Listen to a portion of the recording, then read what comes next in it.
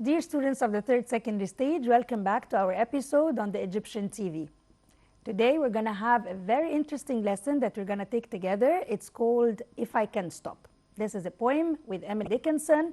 It includes a lot of things that we're going to learn together. We're going to have vocabulary, we're going to have multiple choice questions, and plenty of exercises. I advise you if you can just get a piece of paper, a pen, and just take down all the notes that you want before we get started. Now, let's start. Emily Dickinson, If I Can Stop. Our vocabulary. The first word that we have is aching. What does aching mean? Aching means pain. Pain, يعني ألم. Let's have an example with the word aching. Her eyes ached from lack of sleep. Alive, what's the meaning of alive? Alive يعني حي. This is an adjective and it's the opposite of dead. Let's have an example for alive. The police are desperate to catch this man dead or alive. Challenging. Challenging يعني حاجة فيها تحدي. What could be challenging? I find the job challenging and fun. Challenging and fun يعني الشغلانة فيها نوع من المرح وكمان فيها تحدي. Ease. At ease. عادة بنقول at ease. What's the meaning of at ease? I'm trying to ease my friend of her worries. To ease يعني أخفف أريح. Fainting. What's the meaning of fainting? Fainting يعني somebody who's losing conscious. لما حد بيفقد الوعي ويبتدي يبقى مش مدرك أو مش واعي بنقول he is fainting. Suddenly the woman in front of me fainted. يعني فقدت الوعي. In vain. What's the meaning of in vain? In vain يعني بدون جدوى بدون فايدة. She closed her eyes tightly in a vain attempt to hold back the tears. هنا استعملنا كلمة in vain بمعنيين. المعنى الأول لما قلت in vain قلت حاجة معناها بدون جدوى، لكن in a vain attempt يعني في محاولة للأسف مش بنتيجة كويسة أو ملهاش نتيجة كويسة أو بنتيجة المرجوة اللي عايزها الشخص. Moving. I read a moving story of a faithful dog. طيب يعني إيه بقى كلمة moving؟ كلمة moving معناها إنه في شيء بيتحرك في المشاعر. لما أقول مؤثر، كلمة moving هنا معناها حاجة مؤثرة. Publisher. He submitted the manuscript to publishers of children's books. يعني هو ادى المنشور أو ادى السكريبت بتاع الشغل للناشر علشان يكتب الكتاب. Robin. My aunt bought me a nice robin in a cage. Choose the correct answer from A, B, C, or D. Teaching young children is a or an what job? Let's see the choices. Careless, changing, challenging, or changeable. So teaching young children is a, what do you think it's a what job? It's a challenging job. The what of the main articles of newspapers are written in red? The addresses, the titles, the publishers, or the revisions. طيب ايه اللي ممكن يكون للارتكلز اللي هي المواضيع بتاعة الجورنال مكتوبة in red؟ اللي بيتكتب بالأحمر كله بيتكتب in black, but it could be the titles of the articles are written in red. The man was found space after 3 days in the desert, but he was very weak. The man was found dead or missing or alive or life. طيب هنا لازم نكون واخدين بالنا what does the sentence mean؟ لأنه ممكن أقول he was found dead، ممكن أقول he was found alive. So I have to read the rest of the sentence. When I read the rest of the sentence, I said that he was very weak, so the man didn't die. So he can't be he was dead. But he could be alive, yes. He was alive after 3 days in the week in the desert. He could be missing. لا ما ينفعش أقول he was found missing. He was missing. But if I put the word found, then it has to be وجد. فما ينفعش وجد مفقودا. So he has to be found alive after 3 days in the desert. The doctor gave the child some medicine to ward his pain after he fell off the bike. The doctor gave the child some medicine to increase or challenge or case or ease and raise. So to ease the pain, يعني to ease the pain يعني يخفف يريح. So to ease the pain after he fell off the bike. Many people in the heat of the music hall while attending the concert. So many people eased or challenged or breathed or fainted. What do you think in the heat of the music hall? الأوضة أو القاعة زحمة حر جدا. So the people like fainted while attending the concert. Very important part, which is grammar. When we come people to grammar, grammar is basically about rules. بس قبل ما نقول إنه grammar is about rules and we have to study rules, we have to practice rules. حلو إن إحنا نعرف الرولز بتاعت الجرامر وقواعد الجرامر والكلام ده كله، لكن لو إحنا ما عشناش الجرامر and we put it in sentences and we practice هنحس إنه هي مجرد حاجة مجمدة. So please try to learn grammar through exercises, through sentences. Examples here, these are the things that can get you remember. So let's start grammar, and today we have a very important lesson in grammar. What do we have? Our lesson in grammar today is distributives. What are distributives? Distributives يعني الحاجات اللي بتقسم.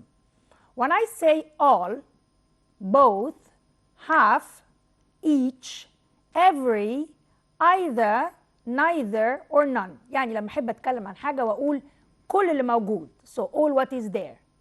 لما اقول كل واحد فيكم. So each and every one of you. لما اقول ده او ده. So either this or that.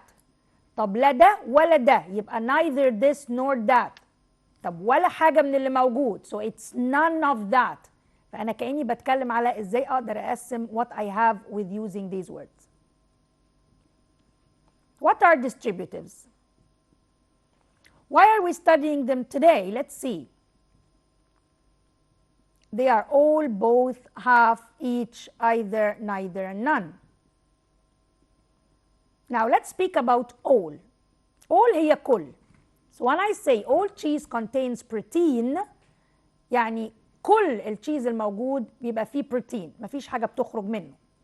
All cats are animals. But not all animals are cats, so you need to take care of this. All children need affection. All the people in the room were silent. I will need all of the sugar. I can use it at the beginning of the sentence, and again I can use it in the middle of the sentence. All of my house has been painted, and all of us are going to the party. Now let's move to the word both. Both معناها الاثنين، وكأنه بقول أنتما كأنها بالعربي، أو هذان لو أنا بقول بالعربي. Both children were born in Italy. This means that they are two. Both means two. Both my parents have fair hair. Both can be used at the beginning of the sentence, and both has to be used with a plural verb. As you can see, both wear and both have fair hair. Both Ahmed and his friends are clever doctors. Or I can say I play both football and tennis. Now, you need to understand. With the word both, we have two options. Either it comes at the beginning of the sentence, يعني في أول الجملة، وساعتها نقول both فلان and فلان. So we have both and in the middle if I need to put two words or two names. Or I can use it in the middle of the sentence and I can say I want to play both games or both sports. So I can use it, of course, before nouns. And I can use it also before verbs if I say I like to play both the piano and the guitar. So I'm going to again use it before nouns. Take care that the word both is always used with the verb are. It's always used with the verb plural form. يعني ما ينفعش both و verb singular. مستحيل. لازم both with a plural verb. طيب لو أنا عندي both و verb to be، يعني أقول they both are happy or they are both happy. لا اقول they are both happy. So if it's verb to be it comes before both. طب لو هي verb عادي زي play لا ساعتها اقول they both play tennis مش they play both tennis. Okay, so take care. If it's a normal verb, any verb, not verb to be, I will use it after both. Let's continue. Of. I can say both of my parents have fair hair. So I can say both of my parents. Both of is also used the same like both. Both of us like skiing, for example. I told both of them to calm down. Now let's move to the word either. Either day is fine for me. What do you mean by either day is fine for me? Either day is fine for me يعني اليوم ده اوكي واليوم ده اوكي. فأنا حطيت either معناها أيا من اليومين كأني بقول in Arabic. أيا من اليومين مناسب لي. So either day is suitable for me. Either camera gives you a clear photo يعني أي كاميرا منهم هتديك. خلي بالكم بقى لو ركزتوا كويس هتلاحظوا انه مع both حطينا plural verb لكن with either حطينا singular verb. ليه؟ لأنه with both بقول انتوا الاثنين بحب ألعب ده وده بحب آكل ده وده. So both is for plural. That's why both uses a plural verb. بس ما نيجي مع either يعني يا ده يا ده بتعامل معاه معاملة السنجلر المفرد. عشان كده أقول either of you is. إيه ده معقول أقول انتوا واحد منكم انتوا الاثنين؟ لأني بعد كده بتكلم على فردية. Either of you is right. Either of you. So you need a singular verb. Take care of this. Now either of these two cameras gives or give you clear photo. طب ينفع استعمل ده أو ده؟ You can use singular or plural verb. And the preferable is the singular. But also you can have give you clear photo. I watched the two films but I did not like either of them. يعني اتفرجت على الفيلمين لكن ما حبيتش ولا واحد فيهم. يبقى أنا كمان ممكن أجيب either at the beginning of the sentence أو ممكن أجيب either at the end of the sentence. مش آخر الجملة خالص لكن على الأقل before the last two words. Fadi is not at club today and Sammy isn't either. دي نقطة مهمة جدا لما نستعمل either بقى. لو بنستعمل either at the beginning of the sentence okay ممكن أقول either of them is. ممكن أقول I don't like either of them. لكن نخلي بالنا كمان في استعمال لما أقول إنه لو عندي جملة negative يعني أنا I don't like this and this isn't either ممكن تيجي at the end of the sentence ودي عادة بتيجي لما الفيرب يكون negative. يعني لو خدتوا بالكم هتلاقوا الفيرب بتاعي negative it isn't either. ليه؟ لأنه يعني ولا ده كمان. فكلمة ولا ده كمان هي already حتى بالعربي فيها نوع من النفي فيها negative. So and this isn't either ولا ده كمان. طيب نشوف كمان another example. either امتى تيجي معاها or لما اكون بقارن بين حاجتين. لما اقول I will play either football or tennis يبقى احنا عارفين ان either تكملتها or. either Sally or her friend is going with me to the club. خدنا بالنا كويس جدا ان عندي either يبقى معاها or يبقى معاها verb in the singular form على طول. either Sally or my neighbors are going with me to the club. طب هنا عملنا ايه؟ ده احنا هنا بقينا Sally and the neighbors. ينفع استعمل plural verb؟ Yes, you can put a plural verb with them.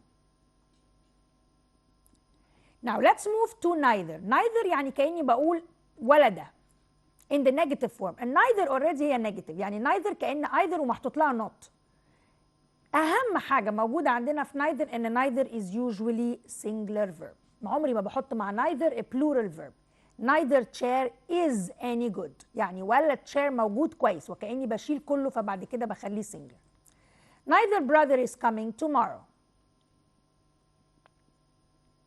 طب let's go to neither of. how can I say neither of them neither of us يعني ولا واحد مننا. ال of كأني بقول مننا. so neither of us was or were on time. هنا أقدر أستعمل المفروض أستعمل singular ولكن حديثا ابتدينا نستعمل كمان معاها a plural verb. I think neither of these dresses either fits me or fit me. أخلي بالي إن هي لو موجودة singular السنجلر هتبقى أفضل ولكن دلوقتي كمان as we said we started using the plural form. Neither of the children want or wants to go out. طيب خلينا ندخل زي ما عملنا either or، العكس بتاعها على طول هي neither nor. طيب what is neither nor؟ يعني لا ده ولا ده.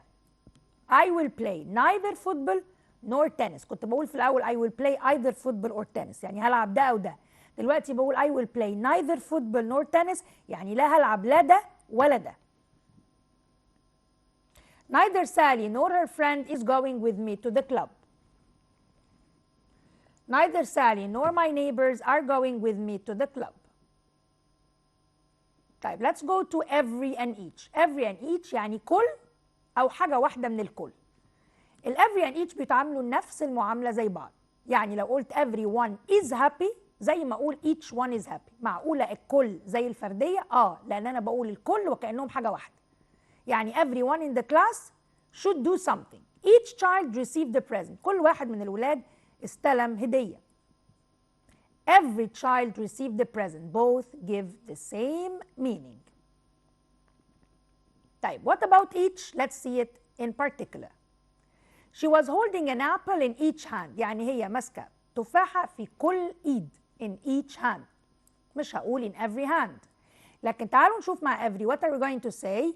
Every part of his body hurts after the accident. مش هقول each part of his body. Every part يعني كل جزء. فهنا المعنى هو نفس المعنى، لكن التعبير عنها شوية مختلف. Every part of his body aches. Every student was given a book. Can I say each student was given a book? Yes, it's going to give the same meaning. Every employee has the right to take a summer holiday. Each one has the right. It's the same. Each student has his bag. Again, it's about the same thing. The teacher will ask each student in turn to give him the oral mark. So each student or every student is going to give the same meaning. Now let's go to the half. The half يعني نص. فكأني بقول half of the class or half the class. It's going to be the same. I can use it at the beginning. I can use it in the middle. How am I going to say it? Half of the street has been taken by vendors, so cars cannot park. Half of the food was thrown into the rubbish bin, which is half of the students are absent today. All these are examples to show you what's the use of half of, which is نص أو نص الكمية الموجودة. My house is half a kilometer from the school. I can use half in the middle of the sentence, and here I don't need to use of. I can say this is half of what I take. I can use it, but I can also use it in the middle of the sentence. He ate half a loaf of bread. طيب let's move to the last one, which is none. None يعني مش موجود خالص. none بتتعامل معاملة السنجلر وزي neither بالظبط. يعني هنحط فيها singular verb and كمان we can use a plural verb.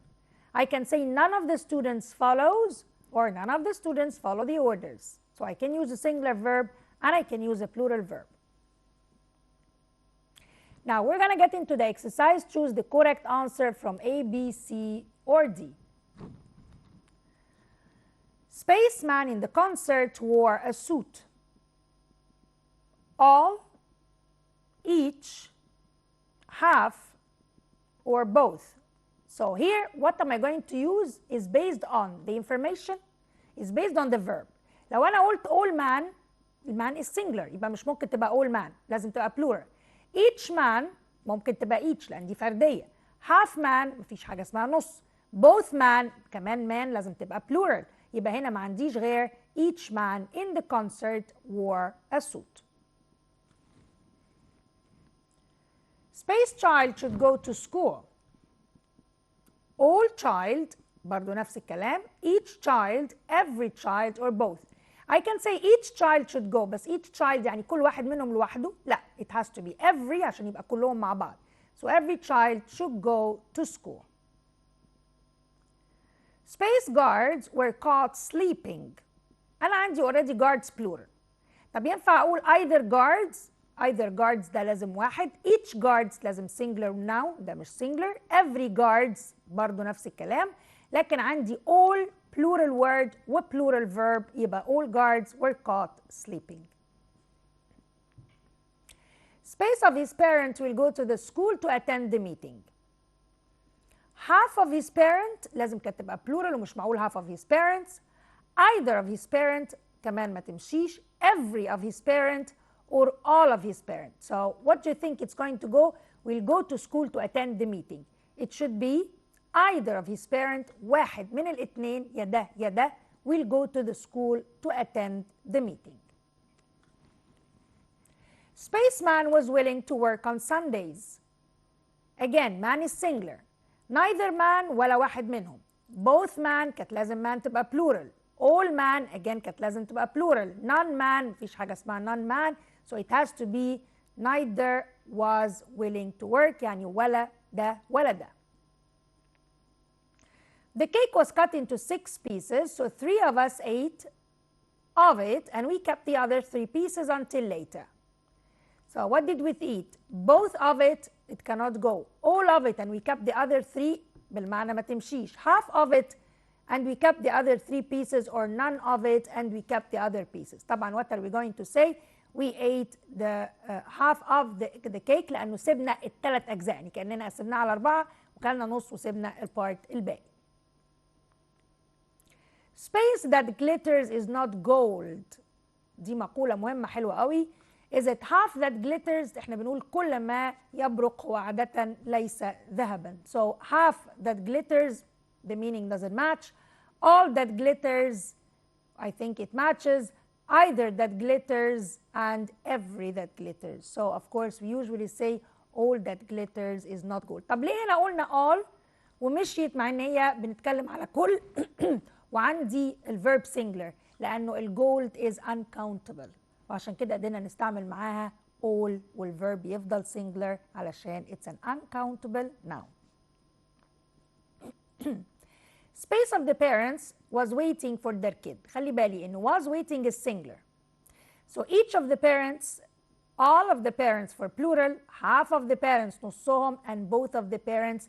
So what do you think it's gonna be? It's for was waiting لازم singular، ما عنديش ولا واحدة تنفع singular غير each، يبقى each of the parents was waiting. Space of you can be successful provided you work. Who do you think can be successful? Half of you can be successful, any of you can be successful, every of you, you can't say every of already, and the last one, none of you can be successful. طب لو أنا قلت none of you أنا لغيت الكلمة خالص، يعني مش ممكن أقول none of you can be successful provided you work، ده كده عكس المعنى. يبقى أنا عايزة أقول كل واحد فينا ممكن يبقى successful بشرط إن هو يشتغل. So what am I gonna say? I will say any of you، كأنه أي واحد فيكم. مش هتنفع every لأن معاها of، الوحيدة اللي تمشي is any. I will eat space the banana or the mango. I will eat any the banana or all the banana or either or both. I have or يبقى على طول من غير ما افكر ما دام عندي or يبقى either the banana or the mango. I invited 20 guests to my party but only of them came. Only what? I invited 20 but only both of them, neither of them, all of them or half of them. بس بقول but يبقى أنا عزمت 20 but what do you think? Half of them نص بس هو اللي جه. It's not good for you to stay in bed space day. You should get up and do something. So it's not good for you to stay in bed both day. كانت لازم تبقى both days. All day طول اليوم. Every day it can't go كل يوم, and each day. So of course you can't stay in bed all day. Sammy was really generous to his 2 brothers. He gave space of them a gift. Sammy was really generous and he gave neither of them. طب هو generous يبقى ما اداش ولا واحد فيهم a gift، ولا every of them، قلنا every معهاش of، ولا each of them this could go، or all of them a gift. هما 2 so it's each of them a gift. The teacher told the class that space student had done well in the exam. The teacher told the class that every student had done well in the exam. All student had done well, or either, or the last one, both. So it has to be the teacher told the students or the class that every student had done well in the exam. My sister bought 2 new skirts and space of them are long and striped. My sister bought 2 new skirts and every of them, both of them, all of them, or each. So she gave me 2, so it's both of them are long and striped. Space of his parents will go to the school to attend the meeting. Half of his parent لازم كانت تبقى plural ومش معقول half of his parents. Either of his parent كمان ما تمشيش. Every of his parent or all of his parents. So what do you think it's going to go? Will go to school to attend the meeting. It should be either of his parent. واحد من الاثنين يا ده يا ده will go to the school to attend the meeting. Spaceman in the concert wore a suit. All, each, half, or both. So here, what am I going to use is based on the information, is based on the verb. لو أنا قلت all man, الman is singular يبقى مش ممكن تبقى all man، لازم تبقى plural. Each man ممكن تبقى each لأن دي فردية. Half man مفيش حاجة اسمها نص. Both man كمان man لازم تبقى plural. يبقى هنا ما عنديش غير each man in the concert wore a suit. Space child should go to school. All child برضو نفس الكلام. Each child, every child, or both. I can say each child should go بس each child يعني كل واحد منهم لوحده. لا, it has to be every عشان يبقى كلهم مع بعض. So every child should go to school. Space guards were caught sleeping. أنا عندي already guards plural. طب ينفع أقول either guards؟ either guards ده لازم واحد. each guards لازم singular now ده مش singular. every guards برضو نفس الكلام. لكن عندي all plural word و plural verb يبقى all guards were caught sleeping. Dear students, by this exercise we have come up to the end of our session today. Hope that you have enjoyed it and benefited from everything that we have presented to you. A lot of information was given within vocabulary and grammar with the exercises. If you have any questions, please send us on our YouTube channel and please revise all what we have done with you. Prepare yourself for next session. Thank you and goodbye.